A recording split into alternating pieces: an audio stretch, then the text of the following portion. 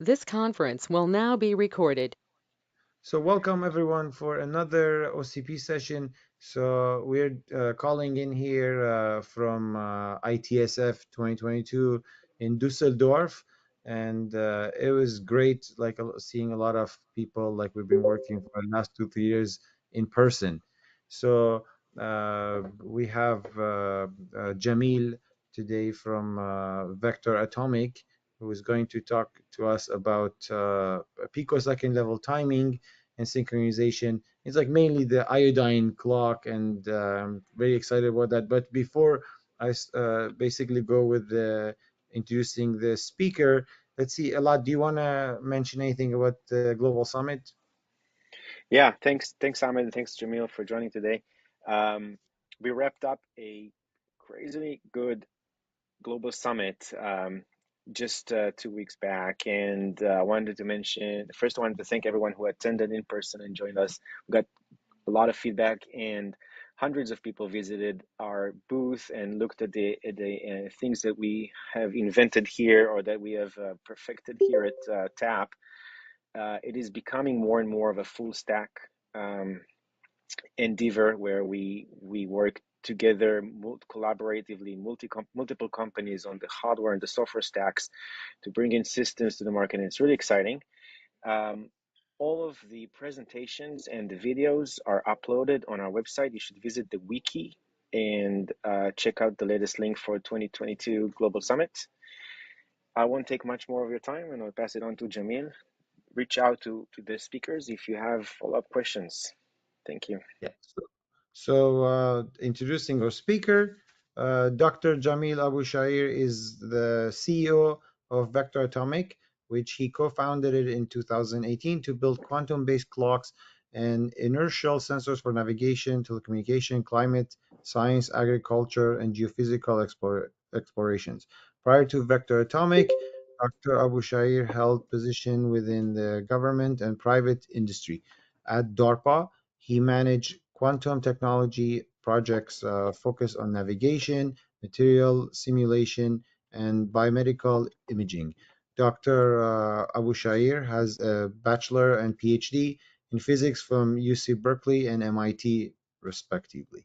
So, with no further ado, Jamil, the floor is yours. All right. Well, thanks, and thanks for the opportunity to speak today. Unfortunately, it seems like my web camera isn't working. I think in switching between the meetings, something went wrong. So you're just going to have to hear me and not see me. But appreciate the opportunity to speak today. I'm Jamil Bashair. I'm the CEO of Vector Atomic, and I'll be talking about our team's work on picosecond level timing and synchronization.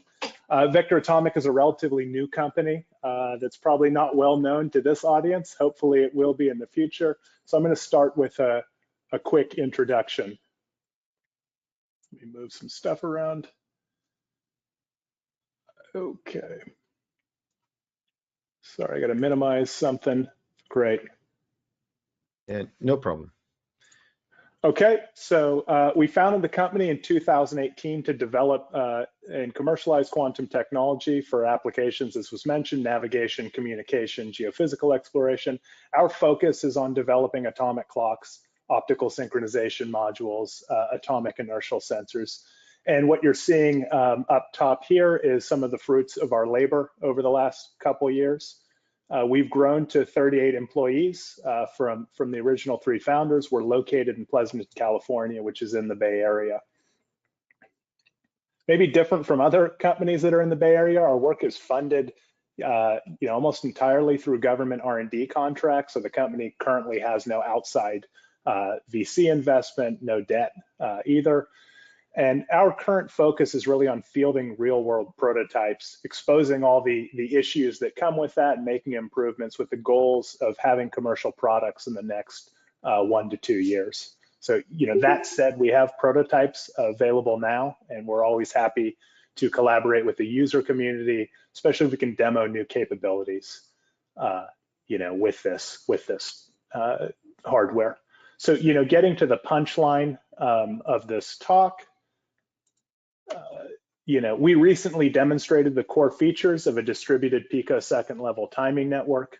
Timing network needs two elements, distributed clocks and a mechanism to synchronize them. In August, we took 3 of our optical atomic clocks, you're seeing a picture of one of them there, aboard a ship and operated them for 3 weeks and demonstrated that we could operate at sub 10 picosecond levels for anywhere from 200 to 2,000 times longer than what currently available commercial atomic clocks can do. We've also built upon a lot of the pioneering work of Nate Newberry's team at NIST to build integrated time transfer modules, optical time transfer modules. Last April at NIST, we demonstrated sub 10 femtosecond clock synchronization over a 30-kilometer free space link. And I'll go into all the details of these demos, but I first wanted to provide some context, several slides of that, so bear with me. So GPS is essentially a microwave-based timing system that operates at nanosecond levels. Here is a simplified picture of how our devices get synchronized via GPS. GPS clock synchronizes to the USNO master clock to a nanosecond level via two-way RF time transfer. That clock, as it orbits, accrues less than a nanosecond of error over its 12-hour orbit. And then our devices along the way are getting synchronized to 10 nanosecond levels via one-way RF. So none of this GPS system would work without atomic clocks. The ground station at the US Naval Observatory is made up of a bank of cesium clocks, hydrogen masers, rubidium fountain clocks, and that entire master clock setup updates the GPS satellites twice per day as they pass over. And each of those satellites can, themselves contain 3 rubidium vapor cell clocks. So this chart shows how the timing error of those, at least the commercial clocks there, grows over time. So, as I mentioned, the GPS clocks here, given by this Acceletos RAFs, they can hold about a nanosecond over a day. I don't know if you can see my mouse. That's the performance for them. Masers certainly can do better, but they're much larger and finicky devices, so they're relegated to the ground stations along with the cesium beam clocks. And cesium, these clocks will expend their cesium over maybe about 5 to 7 years, and so they're also mostly used now on the ground. So all these clocks are microwave atomic clocks. The simple idea of an atomic clock is that we're referencing an oscillator which will drift in time to a narrow atomic transition that doesn't change over time. So for a microwave atomic clock, we typically use a 10 megahertz quartz oscillator. That signal, and can someone let me know, is my mouse, can you see my mouse? Maybe I'll turn on the laser pointer. So for a microwave clock, we're using a 10 megahertz quartz oscillator. We multiply that signal up, and then we scan that frequency over an atomic transition. And the goal is to use some feedback to keep this oscillator on resonance with this atomic transition. The fundamental clock instability, which is given by this equation, is the width of this atomic transition divided by the baseline, divided by the absolute frequency. So given this, we can do much better if we go to much higher optical frequencies. And that's exactly how these optical clocks operate. And, so there are some changes in this case. Our local oscillator is no longer quartz. It's a stabilized laser, that's operating at hundreds of terahertz. And, now it's referenced to an optical atomic transition driven back onto resonance. Now, because the frequency is thousands of times higher, the performance, as you can see, can be substantially better. The issue is that, most users can't do anything with the 500 terahertz output signal. So we need to add in some additional hardware into the mix. And so we add this optical frequency comb, which coherently divides down the signal from hundreds of terahertz to a usable 10 megahertz microwave frequency. These frequency combs are amazing devices in their own right. The 2005 Nobel Prize in Physics was awarded for their development, and they're also a key element in our time transfer system. So, this idea is more than just theory. Laboratory optical atomic clocks are now tens of thousands of times better, more precise than commercial microwave clocks. And similarly, as I mentioned, this frequency cone-based two-way optical time transfer scheme that's been developed by NIST is 1 million times more precise than standard two-way RF time transfer. So what does that look like? Now we go back to this chart where we've plotted all the commercial clocks that make up GPS, and we look at these laboratory atomic clocks, and you see the power of them quite clearly. Really, amazing performance, at least over short time scales. So the red circles are a strontium optical lattice clock at Gila, and the purple line is this two-way optical time transfer developed by NIST. So kind of given everything, given all this, those are the rudimentary pieces for a global scale synchronization system that could maybe operate at picosecond levels. So, we saw this picture before of how it's done with RF time transfer and microwave atomic clocks. Now we envision something where there's a two-way optical time transfer between ground and a satellite optical atomic clock. So we can do that synchronization to 10 femtosecond levels. As this satellite orbits, it accrues some error. With these better clocks, we're hoping to push to something like 100 picosecond error in 12 hours. And if we go into LEO, a lower orbit, maybe only about 10 picoseconds in an hour.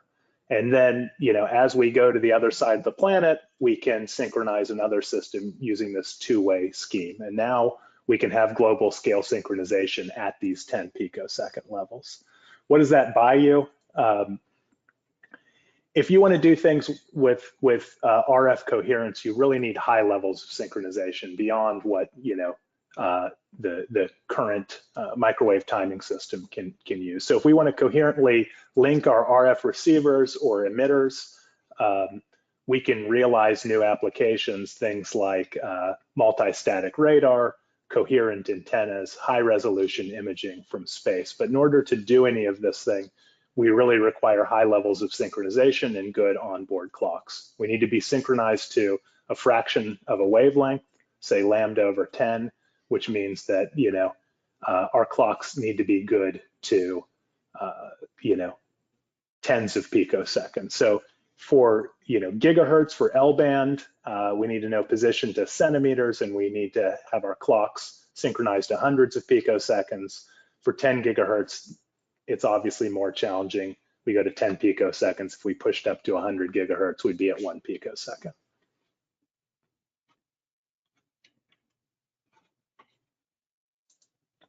So that's exciting, but what are the challenges? And when we look at the kind of standard atomic clocks versus these laboratory atomic clocks, what we realize is that lasers have really revolutionized timekeeping. There's laser cooling, driving of all these optical transitions.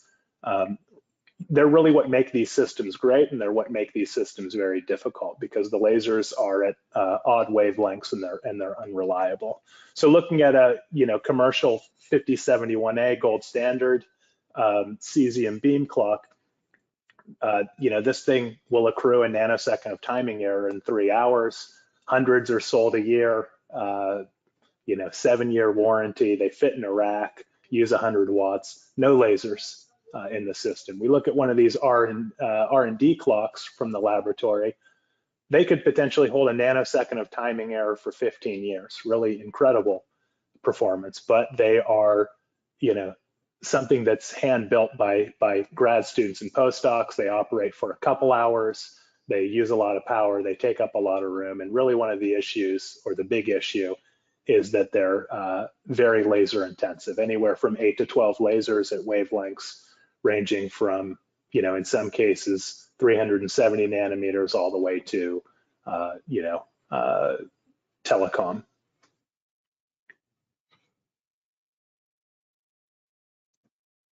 So how do we integrate these systems? Well, there have been, really good lab-based demos, which we would call kind of lab-in-a-box style integration, where they're taking those systems and, kind of improving engineering, making them portable. They're definitely smaller and better engineered versions of, what you would see in the lab. But ultimately, these devices have the same complexity, same challenges with reliability and cost. They're often built from the same components. And the other important thing is they're not designed to operate outside of the lab. They're, very temperature sensitive, low bandwidth devices can't really operate under dynamics. So these current devices are kind of hand built one-offs, and the build costs are, $1 million plus to achieve this. So the challenge is that commercial markets will tolerate sales prices less than 100K, and if you want very wide scale adoption, we need to push from, down to 10 to 20K.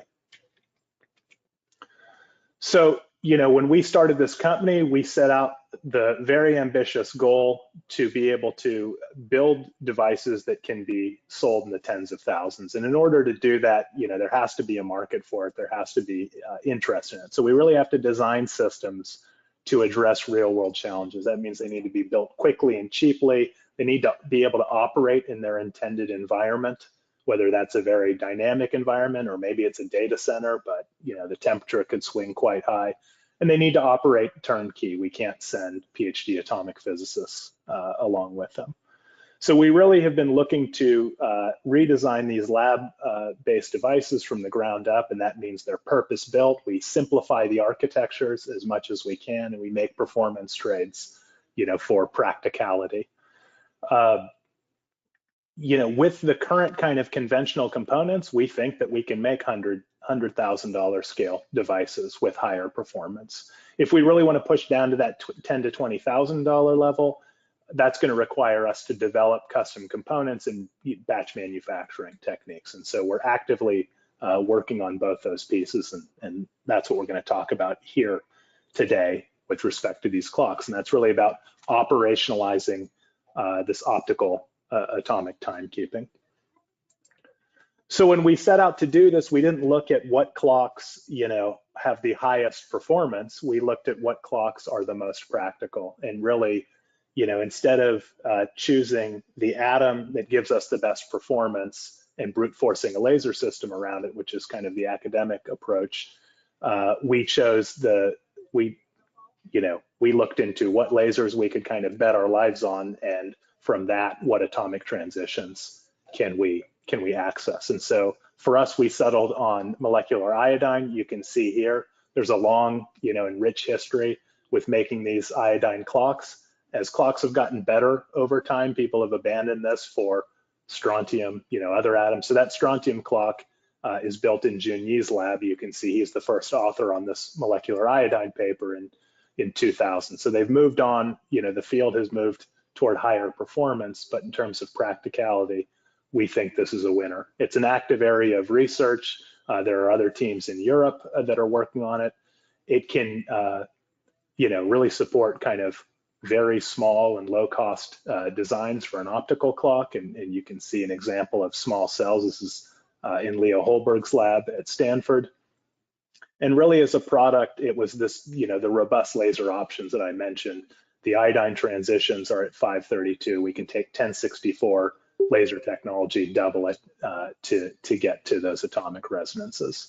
Short-term stability, we know, for these optical clocks, we can certainly, outperform microwave clocks. Iodine itself has fairly low systematic drift for a vapor cell clock. And again, there's kind of a wide trade space and components available. So we like that as a starting point. So over the last couple of years, what have we done? You know, in terms of building this company up on these government R&D contracts, we first pushed for just small business contracts, and we were able to you know, validate some of the basic concepts. You can see that for the laser system for the cell. Build up toward larger systems, you know, building up the subsystems. This is the laser system in the comb here. This is the spectrometer for our iodine clock. And, you know, kind of, you know, measure the performance in the lab, get good enough performance that got people excited, and we were able to win contracts to now integrate the systems and validate them. And that's what you're seeing here with this clock. So this Pickles clock that we've developed, you know, really the goal for it is to get that maser-like performance in a 5071A package. So, you know, you're seeing that here. It's a clock that can be fielded and has been fielded. It comes in a 3U form factor. It's 35 liters, operates at 100 watts. There's an external power supply for this, a 1U power supply. You know, as we integrate the electronics, that, you know, the power supply is moved into the box in the current version. But we really wanted to get these clocks out the door. In terms of practicality, the outputs on this, it's a 10 and 100 megahertz output, 1 PPS. It also provides stable light at 1064 and a comb output at 1550. We've done a lot of work on the user interface, allow it to have cold start, bring up, and remote operation over cell phone, things like that, and that's been very beneficial for us. We've also done work to integrate those terminals that NIST has built for doing optical time transfer, and you're seeing that here. So again, 3U rack form factor for these time transfer boxes. Again, 2 external power supplies in this version. But this has really been a collaboration with NIST to develop integrated hardware, take all this stuff, get it into this box. You know, if you want to learn about NIST scheme, you can read about it here. It really is an awesome, you know, awesome scheme for doing time transfer. And really what we focused on is improving integration and robustness in those systems. So making smaller frequency combs, optics, you know, doing electronics integration to reduce each terminal to these 3U boxes. And, you know, one of the other tricks we've used is to leverage integrated photonics to shrink you know, some of the measurement devices and reduce tempo for the heterodyne optics. And you're seeing that on this next slide. So this is the NIST heterodyne measurement system. It's all a lot of fibers spooled into a box. We've been able to instantiate a lot of this on a photonic integrated circuit, and you can see the packages for this. So these are roughly to scale, and one of these takes the role of this. So it's combining all those fibers into a compact footprint.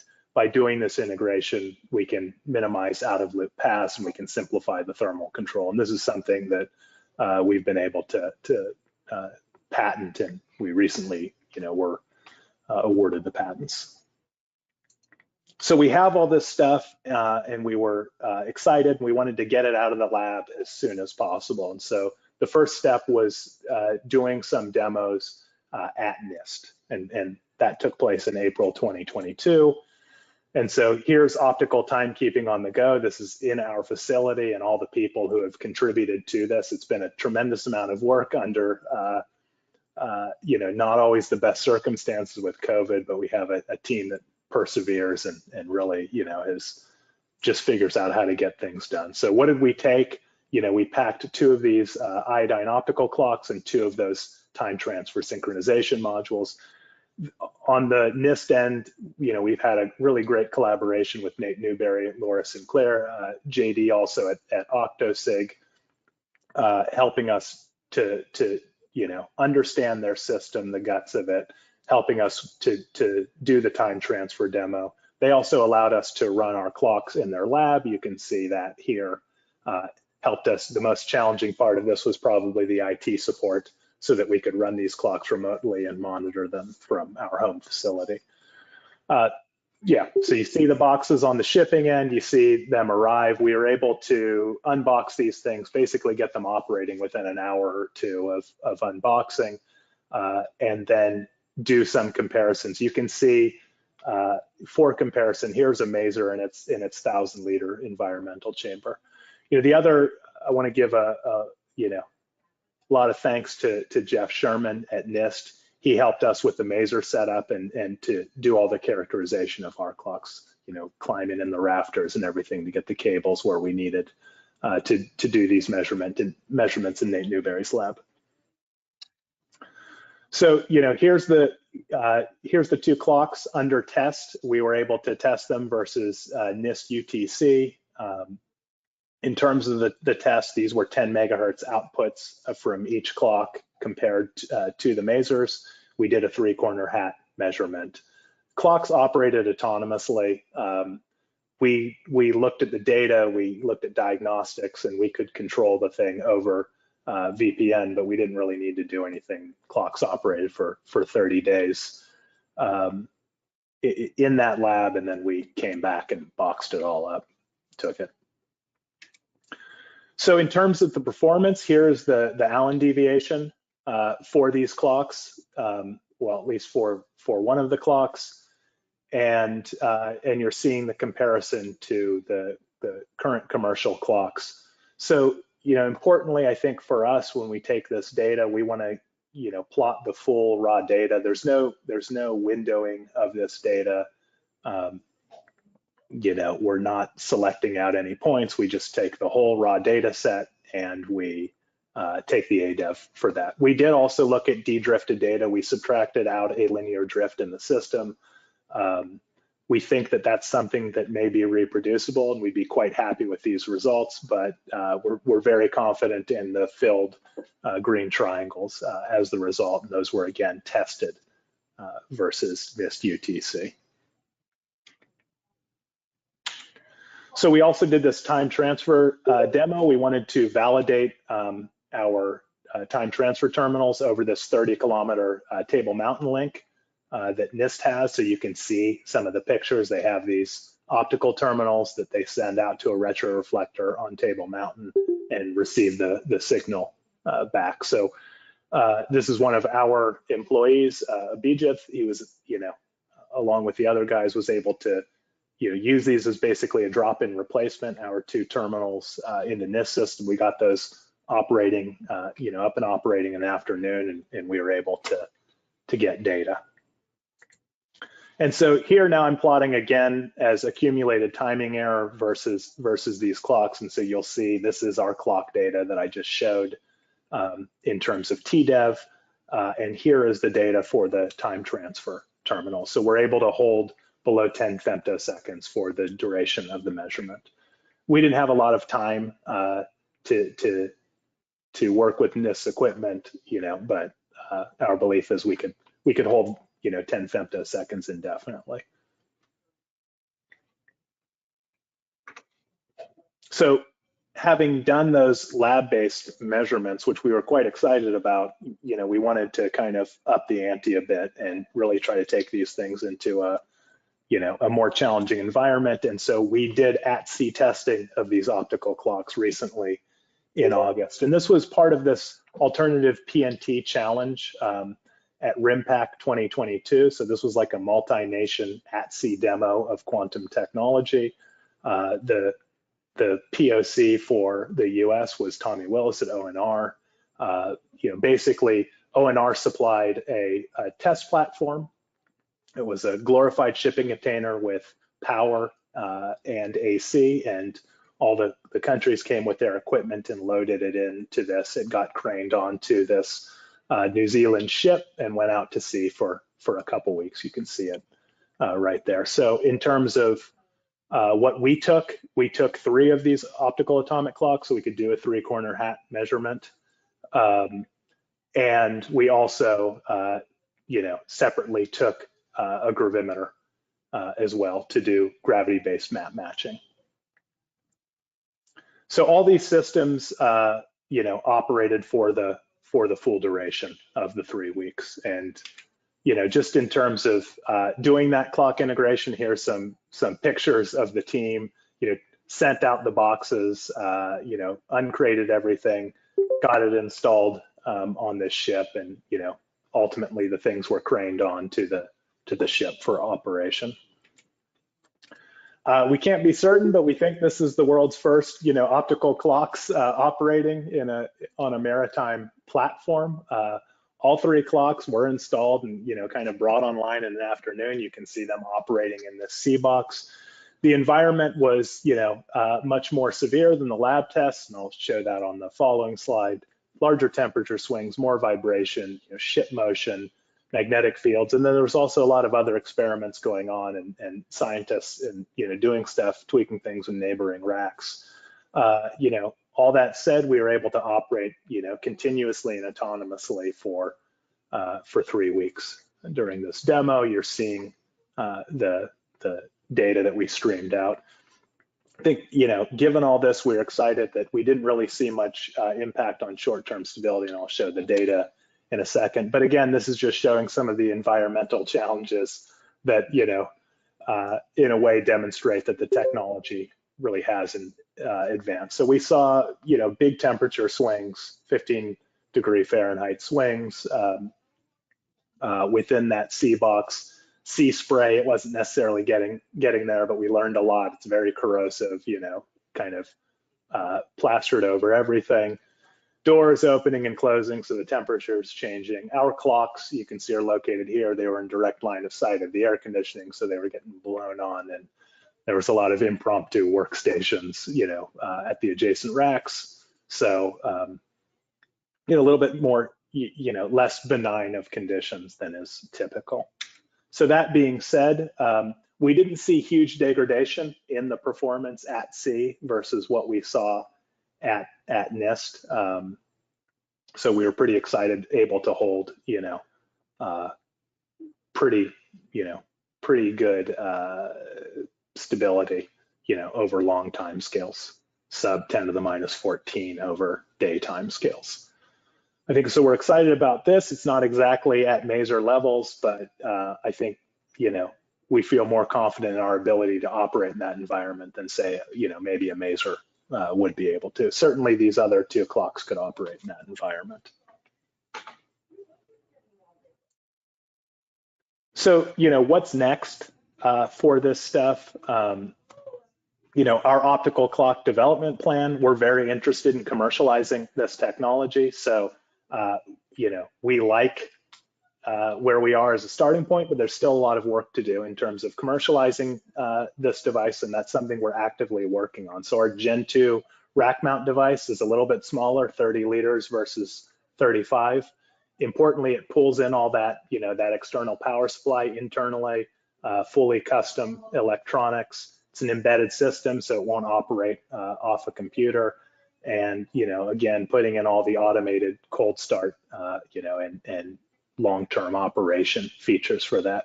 We continue to do development. We want to push towards smaller devices as well. So here you're seeing, our concept model for a 5-liter device. This is a much lower swap-C design. And in this case, it's fully integrating the physics package and the electronics, fully embedded system, no touch screen. This is something that we have a program starting up soon to try to build this, but we've already done a little bit of work along those lines. And so this is kind of showing, the future. As I mentioned, if we want to get toward, very wide scale adoption, we know, we want to be pushing toward $10,000 and $20,000 scale devices. And so we're really working on component development in parallel to improve performance, and then also size, weight, and power and cost. And so you're seeing a couple examples here. This is our newest spectrometer. It's half the size. It's got, the instability is actually a factor of 2 lower at half the volume, kind of our next generation spectrometer for, say, that commercial box. But we've also worked on really miniaturizing that system and a physics package. We've developed a physics package that's 20 times smaller in volume, and then we only take a factor of 2 performance hit. We're excited about that.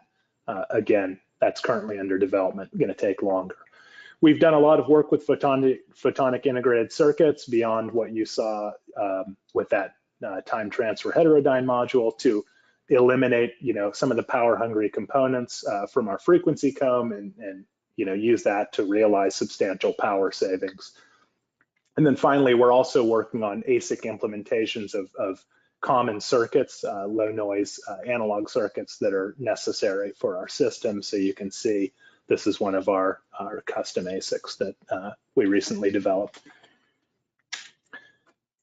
Far beyond iodine, that strontium lattice clock that was developed at GILA, we are doing work also with University of Colorado to try to, next generation make smaller systems, and you're seeing some of the pieces.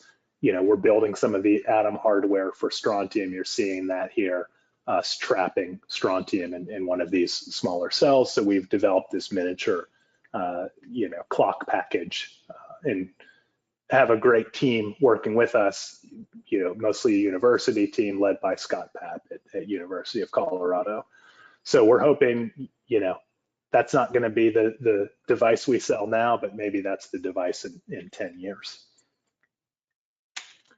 So that concludes, most of what I have. Just want to give thanks to the people who actually did the work and, the organizations that funded it. So you can see our clock team here, all masked up previously. We're not these days, but they did a lot of work under some pretty challenging circumstances. They deserve a lot of credit for that. Basically all that technology you've seen built up was all built, during COVID. Collaborators, want to thank NIST again, University of Colorado, OctoSig, and Stanford, and then our funding agencies. I need to say this is not an endorsement. They funded our work. They don't necessarily endorse it or not endorse it. All that being said, that C demo was a really cool opportunity. I just wanted to show some pictures from that. It's not every day that atomic physicists get to do some of these cool things. And so, join Vector Atomic and you'll see the world. This is a couple of our people. This is Will and Jonathan, and this is John Roslin, who's led a lot of the clock development. They got to ride on a helicopter and land on this New Zealand ship, while it was at sea, operate as crew for to monitor our hardware. They got to witness things like this was a refueling tanker, refueling at sea, beautiful sunsets, interesting ships, all this kind of stuff they got to be a part of. Again, not what we do in our everyday lives here at Vector Atomic, but a really cool opportunity for them. And finally, this is the fleet demo. These are all the ships that took part in this RIMPAC demo, and this is the ship right here that these guys were operating on. So with that, I'll conclude, and I'm happy to answer any questions.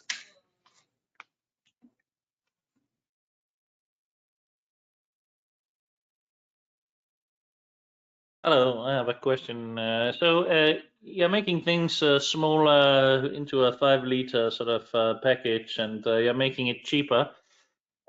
What is actually the military application of this? Is it like hypersonics, or what will it get used for in practice?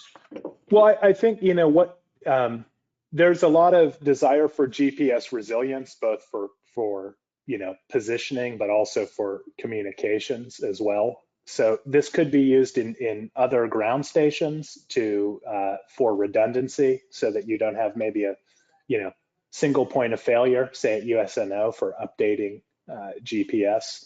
So there's interest in that. There's interest in making local positioning, kind of ad hoc local positioning systems.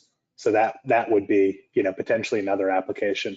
You mentioned hypersonics. I think that given the very good short-term stability of these systems, this kind of stuff can be used for radar detection and for multi-static radar detection. So that could be useful for, radar detection of, hypersonic vehicles as well.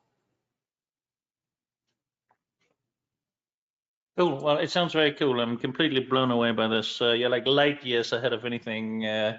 It's incredibly cool. Thank you so much. Yeah, we appreciate that. I think we're really excited. The thing that I want to be clear on is, we are, well, not me, but our team, we are the clock makers and distributors. We're really trying to develop this next generation capability. And I think what we're excited about is there the possibility for the user community, for you guys to make use of some of this next generation of technology? How can this stuff be used? That's maybe the challenge that I would throw out to you guys. You are, the systems that you're working on have to work, and they're built around very well-established technologies, as as they should be. But what's coming next? Well, we hope this stuff's coming down the pipeline, and we hope that there's opportunities where you can really make use of the excellent short-term stability or very high precision synchronization. So, we're excited to see what could come out of that.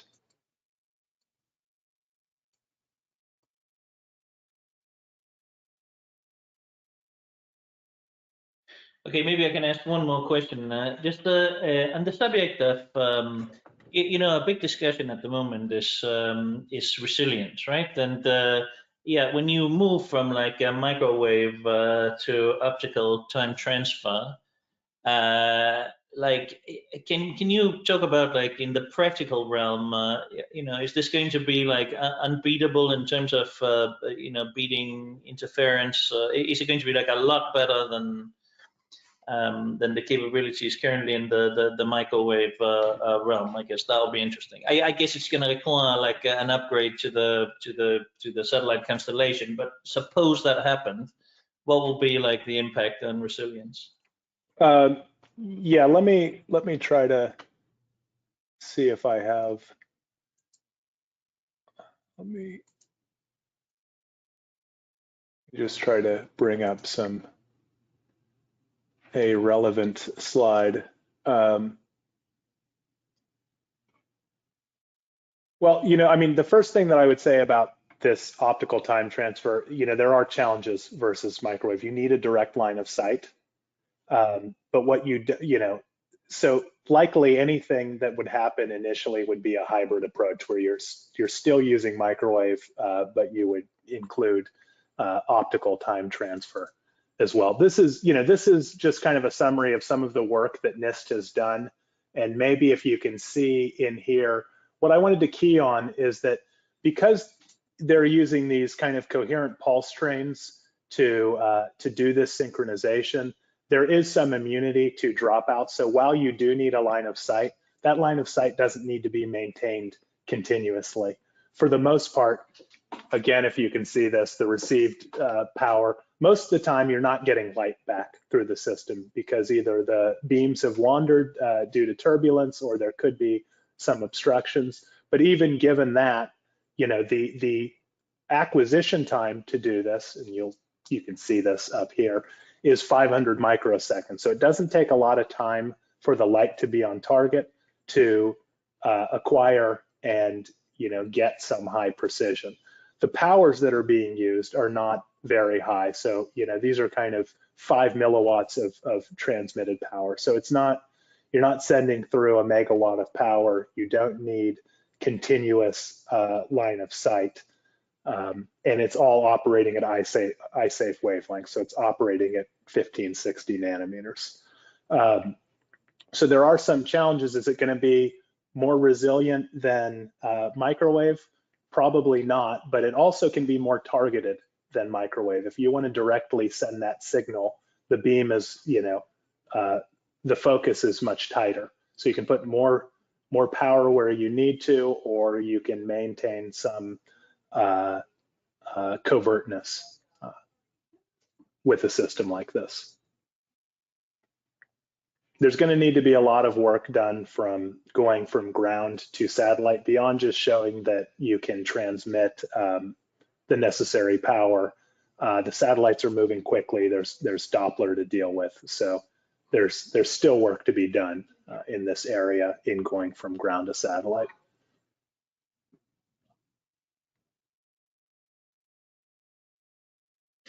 Yeah, that's very cool. Thank you. I don't have anything else. Cool.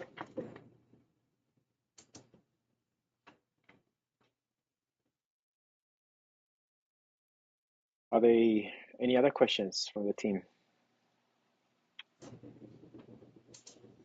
Just turn on your mic if you do.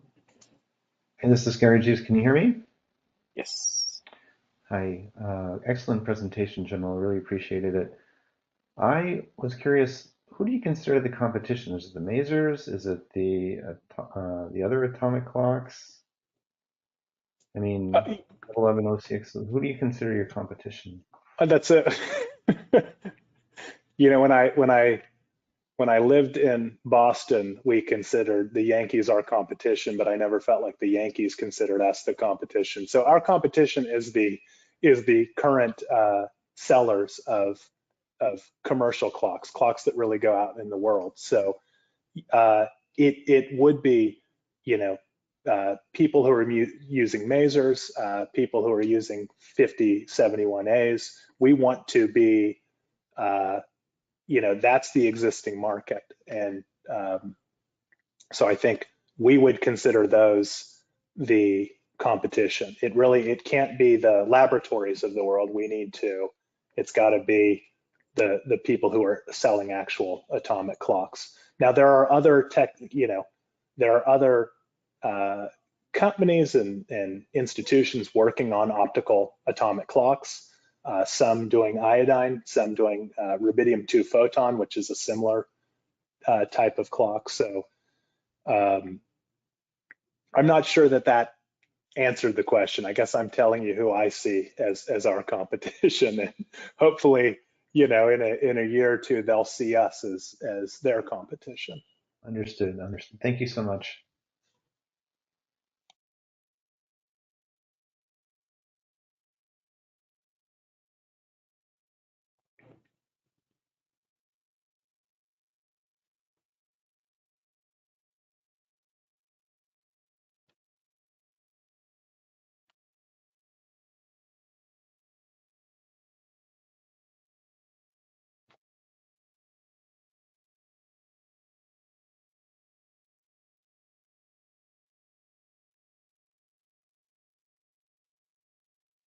Okay. If no further questions, then I would like to thank you so much, Jamal, for today. Okay, well, thanks everyone for joining in. Really appreciate it. And certainly if you have any interest in this technology, feel free to get in contact with us. We'd love to talk to you. Thank you, Jamal. This presentation and video will be posted on our website. If you can share the slides with us, we'll put it there. Okay. Thank you so much. All right, thank you. Appreciate it. Take care. Bye-bye. All right, you too. Bye.